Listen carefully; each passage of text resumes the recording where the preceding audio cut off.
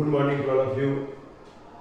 आज हम लोग बात करेंगे क्लास 12 बायोलॉजी बोर्ड एग्जाम और नीट के लिए जो चैप्टर आपका 12वां इकोसिस्टम। इकोसिस्टम क्या है? इकोसिस्टम एक इकोलॉजिकल सिस्टम है जिसमें लिविंग ऑर्गेनिज्म आपस में इंटरेक्ट करते हैं और वो अपने एबायोटिक एनवायरनमेंट से भी इंटरेक्ट करते हैं। तो हम ये कह सकते हैं कि ecosystem is an ecological system in which living organisms interact with each other as well as they interact with their abiotic environment. अब यहाँ पर ये कैसे इंटरेक्ट करेंगे आप देख सकते हैं कि जैसे ये फॉरेस्ट है, यह एक्वेटिक इकोसिस्टम है, यह जो मैन मेड इकोसिस्टम है। इस इकोसिस्टम में अब फॉरेस्ट में जितने पेड़ पौधे हैं वो जमीन से वाटर मिनरल ले रहे हैं, अपना भोजन बनाएंगे, लाइट लेकर के, CO2 लेकर के, ऑक्सीजन देंगे। लेकिन अब यहाँ पे जो पेड़ पौधे एक दूसरे के पास हैं वो न्यूट्रिएंट्स के लिए आपस में इंटरेक्ट करेंगे। यहाँ पे जो डियर हैं इस पेड़ पौधे के पत्तियों को खाएंगे तो इंटरेक्शन हो गया, डियर को लायन खाएगा वो इंटरेक्शन हो गया। इस तरह से हम देखते हैं कि एक इकोसिस्टम में जितने भी लिविंग ऑर्गेनिज्म हैं वो आपस में इंटरेक्ट करते हैं।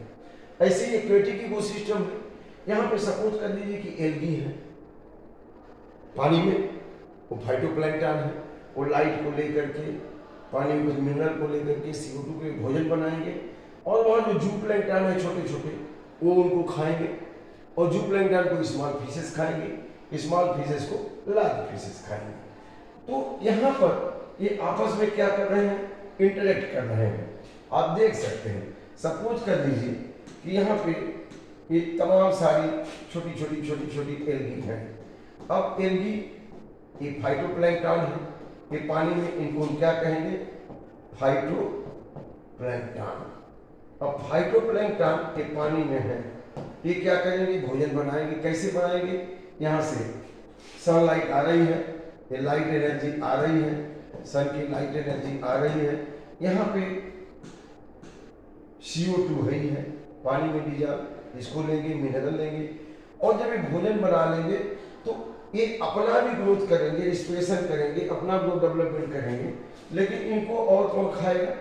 इनको खाने वाले अब यहाँ पे जूप्लैंक्टन है, छोटे छोटे इंसेक्ट्स हैं जो इनको खाएंगे। तो ये आपस में इंटरेक्ट कर रहे हैं कि नहीं? सबसे पहले तो ये एल्गी ने अपने एबायोटिक एनवायरनमेंट से इंटरेक्ट किया, लाइट लिया, CO2 लिया, मिनरल लिया, वाटर लिए, फूड बनाया, ऑक्सीजन गैस रिलीज किया। फिर ये जो जूप्लैंक्टन है, छोटे छोटे इंसेक्ट्स हैं, ये इनको खाते हैं और जब ये ग्रो करेंगे, अपना रिस्पिरेशन करेंगे, अपना ग्रोथ करेंगे, न्यूट्रिएंट्स लिया, लेकिन जो इनके शरीर में बचा उसको कौन खाएगा? ये स्मॉल फिशेस खाएंगी और स्मॉल फिशेस को कौन खाएंगी? Large fishes.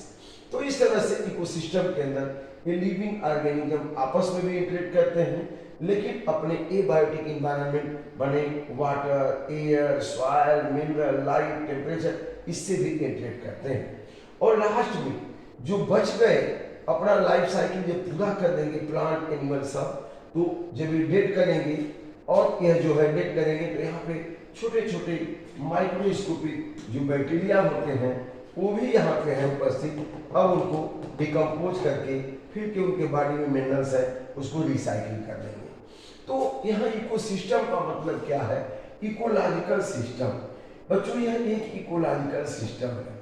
Ecological system, ecosystem is an ecological system in which living organism, जो जीवित ऑर्गेनिज्म है वो आपस में इंटरेक्ट करेंगे। Living organism interacts with each other as well as they interact with their environment. यह एनवायरनमेंट से भी अपने एबायोटिक एनवायरनमेंट से भी इंटरेक्ट करेंगे और इस तरह से ecosystem is a functional unit of nature. यहाँ पे लिविंग ऑर्गेनिज्म आपस में इंटरेक्ट करेंगे और वो अपने एबायोटिक एनवायरनमेंट से भी इंटरेक्ट करेंगे। एबायोटिक एनवायरनमेंट में कौन होगा? Light, temperature, soil, minerals, dissolved gases, ये सब एबायोटिक एनवायरनमेंट हो जाएंगे। अब यहाँ पे हम देख सकते हैं कि यह जो इकोसिस्टम है कितने तरह का है? एक तो टेरेस्ट्रियल है, जो जमीन पे, जो भूमि पे, तो ग्राउंड पे, तो फॉरेस्ट इकोसिस्टम है, ग्रास लैंड है, डिजर्ट है। लेकिन पानी में, जल के अंदर, तो पांड है, लेक है, वेटलैंड है, रिवर है, ओशियन है, इस्चुरीज है। ये सब जो है एक्वेटिक इकोसिस्टम है। इस्चुरीज क्या है? इस्चुरीज का मतलब जैसे रिवर आ रही है और यह सी में मिल रही है, तो सी में मेराइन वाटर है, सी में मेराइन वाटर है, सी में मेराइन वाटर है, और यहाँ पे ये रिवर है। तो रिवर का पानी आ रहा है, फ्रेश वाटर है। रिवर में कैसा पानी है? Fresh water. ये रिवर में फ्रेश वाटर और ये मेराइन वाटर। तो यहाँ पे जो मिल रहा है फ्रेश वाटर, मेराइन वाटर, अब ये तो जहाँ पे फ्रेश वाटर और मेराइन वाटर मिलते हैं उसको इस्चुराइन वाटर कहते हैं, मिक्स वाटर। और ये तो नेचुरल इकोसिस्टम हो गए, जितना आपने देखा, फॉरेस्ट देखा, ग्रासलैंड देखा, डिजर्ट देखा, पांड, लेक, वेटलैंड, रिवर, ओशियन, इस्चुरीज। लेकिन कुछ ऐसे इकोसिस्टम है जो इंसान अपने हिसाब से डेवलप करता है, अपने सुविधा मुताबिक डेवलप करता है। जैसे क्रॉप लैंड है, खेत का मैदान, वहाँ पर अपने हिसाब से धान लगाएगा, गेहूँ लगाएगा, अलग अलग फसलें लगाएगा, तो क्रॉप लैंड इकोसिस्टम। इसके बाद आर्चर्ड, बगीचे में अलग अलग फ्रूट वाले प्लांट लगाएंगे। और एक्वेरियम, छोटा सा एक्वेरियम जिसमें तमाम जलीय पौधे हैं, एक्वेटिक प्लांट है, एल्गी है, और छोटी छोटी मछलियाँ हैं, माइक्रो ऑर्गेनिज्म है। तो इस तरह से ये जो है क्रॉप लैंड हो गया, आर्चर्ड हो गया, एक्वेरियम हो गया, ये जो है मैन मेड इकोसिस्टम है। अब इसके बाद हमें देखते हैं कि इकोसिस्टम का स्ट्रक्चर क्या है और फंक्शन क्या है। तो स्ट्रक्चर में, तो इकोसिस्टम में जो प्लांट है, जो एनिमल है, और जो माइक्रो ऑर्गेनिज्म है, इसके बाद जो एबायोटिक एनवायरनमेंट है, सब इसके स्ट्रक्चर में आ जाएंगे। तो स्ट्रक्चर को देखेंगे तो इकोसिस्टम में बायोटिक कंपोनेंट और एबायोटिक कंपोनेंट, दो तरह के कंपोनेंट हो जाते हैं। और यहाँ पे फंक्शन में क्या है? Transfer of food and energy, एक टॉपिक लेवल से दूसरे टॉपिक लेवल में जाएगा। तो सबसे पहले तो प्रोड्यूसर भोजन बनाएगा, प्रोडक्टिविटी। सेकेंड स्टेप पे decomposition, flow of energy and minerals, cycling. लेकिन किसी भी इकोसिस्टम में अलग अलग लेवल के, जैसे फॉरेस्ट है, अब फॉरेस्ट में मान लीजिए कि यहाँ पे ग्रासेस है, फॉरेस्ट में क्या है? ग्रासेस है। तो यहाँ पे स्ट्रेटिफिकेशन है, जैसे शहर में देखते हैं बिल्डिंग अलग अलग लेवल की होती है, कोई बिल्डिंग छोटी, फिर बड़ी, फिर बड़ी, फिर सबसे बड़ी। तो वहाँ पे क्या हो जाता है? स्ट्रेटिफिकेशन। तो the vertical distribution of different species occupying different level in an ecosystem, that is called stratification. तो वर्टिकल डिस्ट्रीब्यूशन में यहाँ पे क्या हो गई? यहाँ पे ग्रास आ गई, ग्रास जितने भी हर्ब हैं, इसके बाद यहाँ पे श्रब आ गए, श्रब आ गए, इसके बाद उससे बड़े वृक्ष, इसके बाद और बड़े वृक्ष, और सबसे बड़े वृक्ष, तो इसको हम कैनोपी कह देंगे।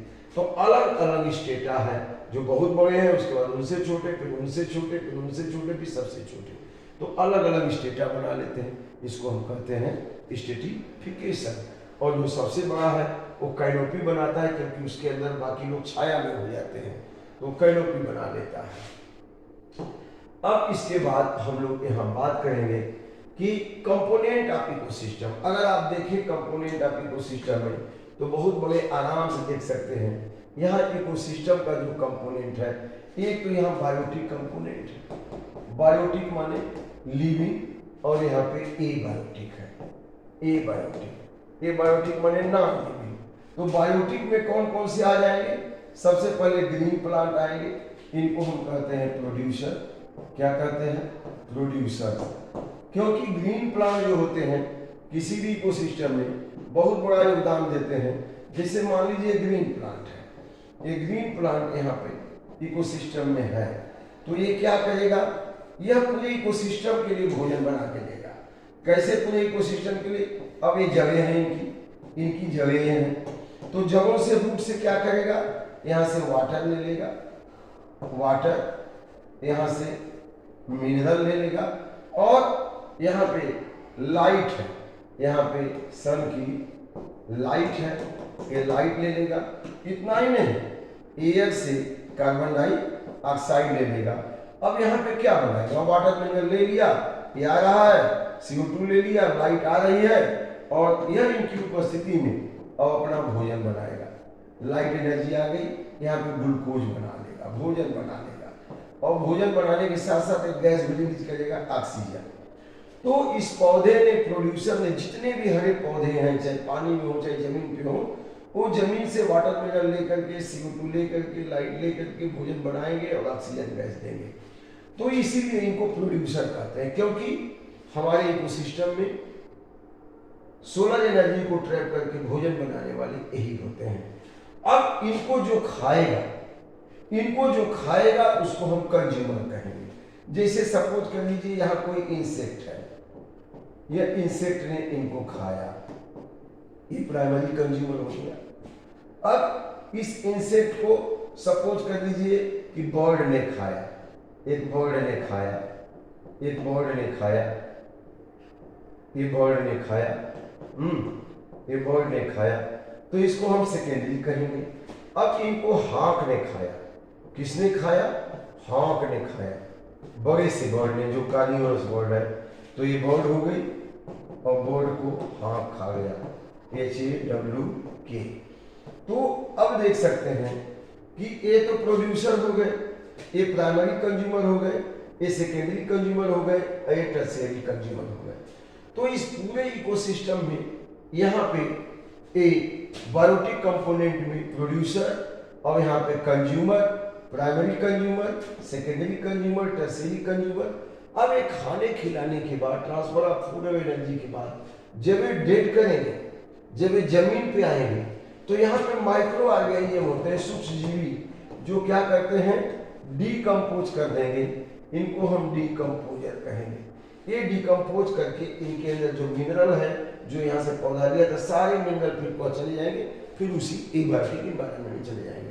तो इस पौधे ने मिनरल न्यूट्रिएंट्स लिया, CO2 लिया, लाइट लिया, भोजन बनाया, भोजन इसमें स्टोर्ड है, ये भी रिस्पिरेशन करेगा, अपना ग्रोथ करेगा। बाकी भोजन जो इसमें जमा है वो कंज्यूमर में से, कंज्यूमर मैंने जो कंज्यूम करते हैं, तो सबसे पहले हार्बिवोरस, जो इनको डायरेक्ट खाएंगे उनको क्या कहेंगे, हार्बिवोरस। और वो जो इन्होंने खाया, प्राइमरी कंज्यूमर, इनको बर्ड ने खाया, इंसेक्टिवोरस बर्ड ने, तो सेकेंडरी कंज्यूमर, और इनको हाक ने खाया, तो टर्शियरी कंज्यूमर कहेंगे। इस तरह से ये फूड और एनर्जी का ट्रांसफर होता है इकोसिस्टम में। और लास्ट में भाई इनका एक लाइफ स्पेन है, लाइफ स्पेन के बाद जब ये सारे डेट करेंगे, पौधे की पत्तियां जमीन पे आएंगी, तो ये डिकम्पोजर है, सूक्ष्मजीवी, इनको डिकम्पोज कर देंगे। तो ये तो रहा बायोटिक कंपोनेंट। अब ए बायोटिक कंपोनेंट में कौन होगा बच्चों, ए बायोटिक कंपोनेंट में जो नॉन लिविंग कंपोनेंट है, नॉन लिविंग कंपोनेंट में कौन हो जाएंगे, आप जानते हैं, नॉन लिविंग कंपोनेंट में यहाँ पे एयर हो जाएगा। एयर में डिजॉल्व गैसेस है, कार्बन डाइऑक्साइड, ऑक्सीजन, नाइट्रोजन, ये सब। और फिर वाटर भी बहुत जरूरी है फोटोसिंथेसिस के लिए। फिर विंड हो जाएगा, विंड, मूविंग एयर। फिर सॉइल में क्या होगा, मिनरल्स होंगे, ये सब जरूरी है, कैल्शियम, फास्फोरस, मैग्नीशियम, एक निश्चित टेम्परेचर और रेनफॉल, ये सब ए बायोटिक कंपोनेंट हो जाएंगे। यहाँ लाइट भी कह सकते हैं, सन की लाइट या जो भी लाइट है वो भी जरूरी है, तो ए बायोटिक कंपोनेंट हो गए। तो आपने देखा इकोसिस्टम का जो है कंपोनेंट क्या है। तो अब इसके बाद इनका इकोसिस्टम का फंक्शन क्या है। तो स्ट्रक्चर में तो यही होते हैं, बायोटिक कंपोनेंट, ए बायोटिक कंपोनेंट। लेकिन फंक्शन में जैसा हमने बताया कि इनका फंक्शन क्या है, तो फंक्शन में हमने बताया ना कि सबसे पहले प्रोडक्टिविटी होगी। प्रोडक्टिविटी कौन करेगा, जो ग्रीन प्लांट है बच्चों। अभी मैंने बोला कि जो ग्रीन प्लांट है ये प्रोडक्टिविटी करेंगे, ये लाइट को ले करके ये फोटोसिंथेसिस कराएंगे। तो ये क्या हो गया, भोजन बनेगा, भोजन स्टोर होगा।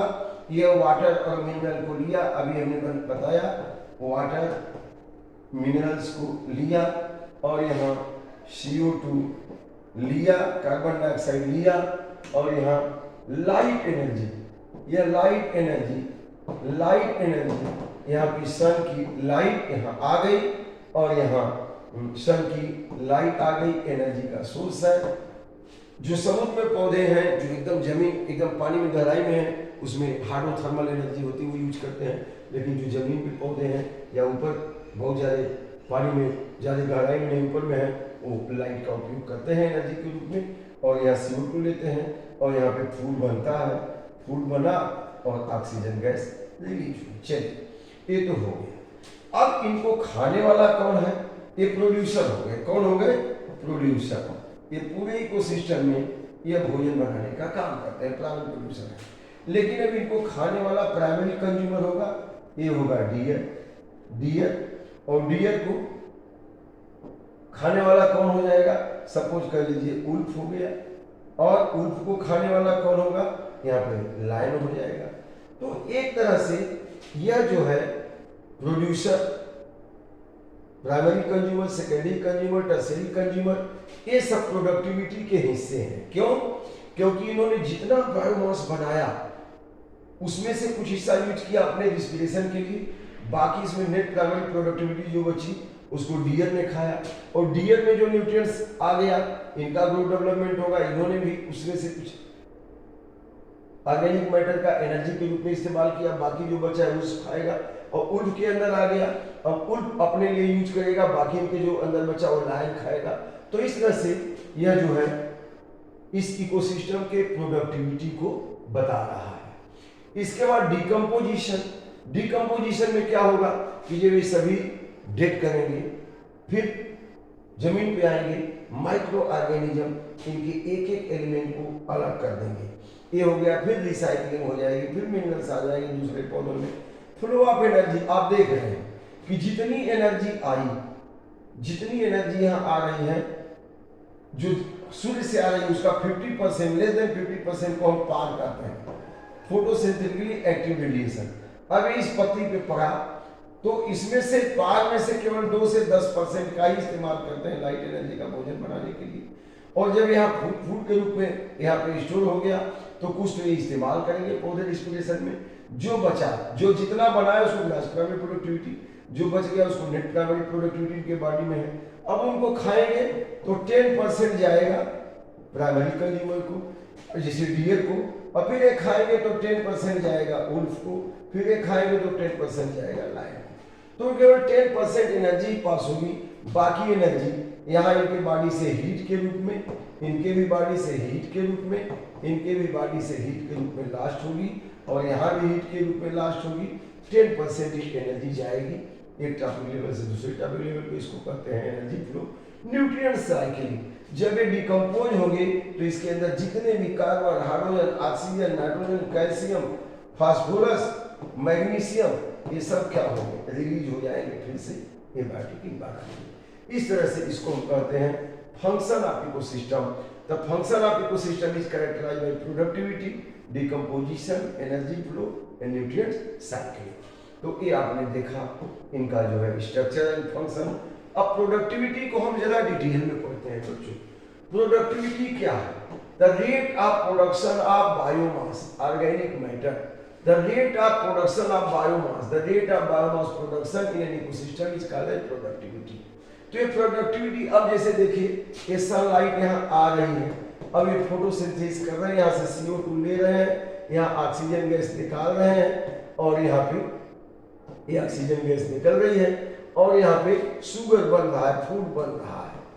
तो जितना लाइट एनर्जी लिया, जितना CO2 लिया, जितना वाटर मिनरल लिया, यहाँ से ये भोजन बनाया, तो जितना भोजन बनाया वो ग्रास प्राइमरी प्रोडक्टिविटी हो गई। लेकिन अपने रिस्पिरेशन के लिए यूज करते हैं, कुछ तो रिस्पिरेशन की प्रक्रिया में अपने लिए बायोमास का यूज करते हैं, और रिस्पिरेशन के बाद जो बच गया इनके बॉडी में उसको नेट प्राइमरी प्रोडक्टिविटी कहते हैं। तो सबसे पहले जितना इन्होंने बनाया उनको GPP, ग्रास प्राइमरी प्रोडक्टिविटी, और अपने रिस्पिरेशन की प्रक्रिया में जितना बायोमास यूज किया, ऑक्सीडाइज किया, उसके बाद जो बचा तो उसको हम नेट प्राइमरी प्रोडक्टिविटी कहते हैं। मतलब net primary productivity equal to gross primary productivity minus respiration. तो जितने भी ग्रीन प्लांट है प्राइमरी प्रोड्यूसर है, तो वो जितना बायोमास बनाते हैं गिवन टाइम में, पर्टिकुलर एरिया में, उसको हम ग्रास प्राइमरी प्रोडक्टिविटी कहते हैं। तो rate of production of biomass that is called productivity. अब ये कई लेवल पे है, gross primary productivity, net primary productivity. The gross primary productivity क्या है? The amount of biomass produced by the primary producer during photosynthesis at a time in given area, that is called gross primary productivity. इसको हम ग्राम पर metre square per year या फिर kilo calorie पर metre square per year के हिसाब से माप सकते हैं। और यह जो है नेट प्राइमरी प्रोडक्टिविटी क्या है? इनके रिस्पिरेशन के बाद, इनके ग्रोथ के बाद जो इसमें बचा है वो नेट प्राइमरी प्रोडक्टिविटी होगा। वो नेक्स्ट टॉपिक लेवल उसको इस्तेमाल करेगा। तो इस तरह से आप देख सकते हैं कि यहाँ पर एक फोटोसिंथेसिस की प्रक्रिया में एक कार्बन डाइऑक्साइड वाटर लेकर के यहाँ पे ग्रास प्राइमरी प्रोडक्टिविटी हुई, लेकिन रिस्पिरेशन की प्रक्रिया में कुछ बायोमास ऑक्सीडाइज की अपना इस्तेमाल किए ग्रोथ डेवलपमेंट के लिए, बाकी जो बच गया उसको हम नेट प्राइमरी प्रोडक्टिविटी कहेंगे।